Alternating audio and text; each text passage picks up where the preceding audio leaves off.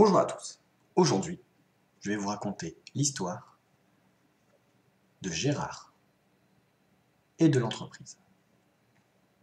Gérard est quelqu'un de très gentil. Et comme vous pouvez le constater, il a un cœur gros comme ça. Ouais, d'accord. Je ferai plus de blagues comme ça, c'est pas grave. Et Gérard, malheureusement pour lui, est un bon ouvrier, mais il est perdu au milieu de l'entreprise. Alors Gérard demande conseil à un magicien. On demande toujours à un magicien quand on a des problèmes dans une entreprise, c'est bien connu. Alors le magicien lui dit: reste noyé dans la masse, comporte-toi comme un ouvrier, tout ce qu'il y a de plus naturel. Et moi, pendant ce temps-là, je vais essayer de faire une manipulation. Et je vais essayer de t'aider. Et le magicien fait ce qu'il dit. En même temps, il est fort, c'est un magicien. Et effectivement, en haut de l'entreprise, quelques jours plus tard, c'est Gérard. Très fort. Mais bien entendu, une enquête est ouverte. Puisque Gérard était un simple ouvrier, aujourd'hui il est patron d'entreprise, que s'est-il passé? Alors Gérard, du coup, est renvoyé au milieu de l'entreprise. Et là, le magicien dit: je vais essayer de t'aider. Je vais faire du bruit, je vais faire une passe magique, et je vais essayer de faire quelque chose pour toi. Et quelques jours plus tard, Gérard est à nouveau le patron de l'entreprise. Mais ça ne s'arrête pas là. Et non, car, entre-temps, il y a une femme qui arrive et qui se joint à l'entreprise. Et qui est la chef. Bien entendu, ça fait pas plaisir à Gérard. Alors Gérard contacte à nouveau le magicien.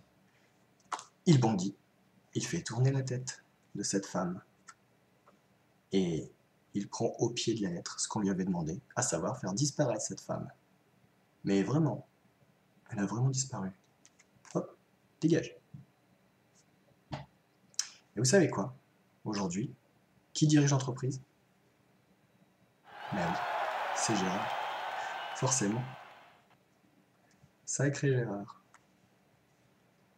Alors après, bien entendu, de nos jours, c'est la crise.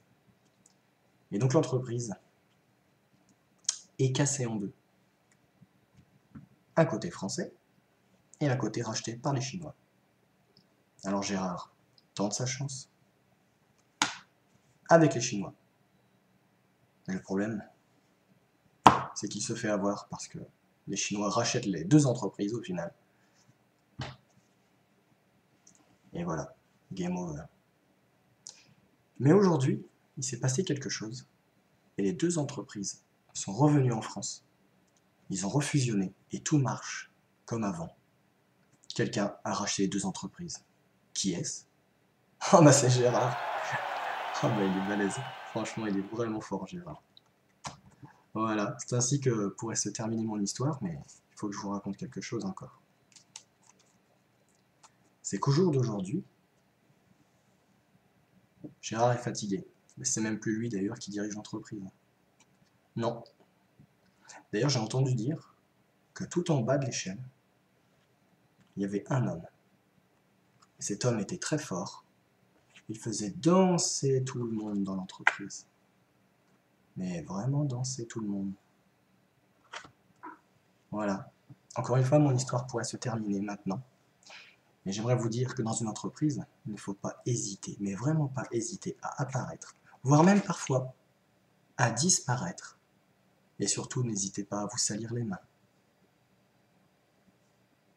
Comme notre ami Gérard